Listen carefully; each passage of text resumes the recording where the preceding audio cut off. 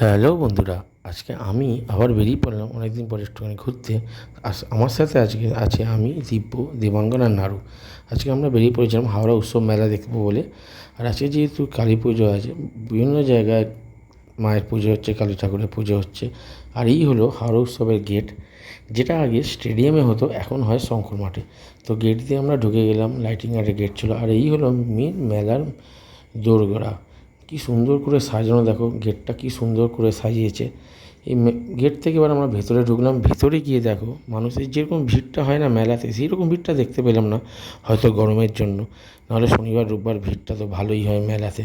এবার এক জায়গায় দাঁড়িয়ে চারিদিকে দেখছি, এখানে একটা সুন্দর মকটেলের স্টল ছিল।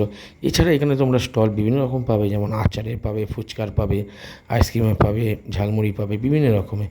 এরকম নাগরদোলা দেখি, বড় নাগরদোলা দেখে মনে পড়ে গেল ছোটোবেলায় কত নাগরদোলা চাপতাম। সেইগুলোকে আরেকবার একটুখানি ভাবছিলাম ছোটোবেলার কথা। তারপর সবাই নিজেদের গায়ের জোর দেখাতে শুরু করলো, এক এক করে দেবাঙ্গন, নাড়ু, দিব্য সবাই মিলে। আমি করিনি, গরমে ভালো লাগছিল না, তাই আমি করিনি। আমি দাঁড়িয়ে দাঁড়িয়ে মজাটা নিলাম। তারপর নিয়ে অক্লান্ত পরিশ্রম করার পর দাঁড়িয়ে একটুখানি জিরিয়ে নিলাম সবাই। তারপরে চলে গেলাম এই কুলফি মেলায় আইসক্রিমের দোকানটা, যেটা এই মেলার সবচেয়ে ফেমাস একটা আইসক্রিমের দোকান। কত সুন্দরভাবে এই আইসক্রিমটা দেয়, আর আইসক্রিমটা খুবই সুন্দর টেস্ট আর খুবই ক্রিমি ছিল।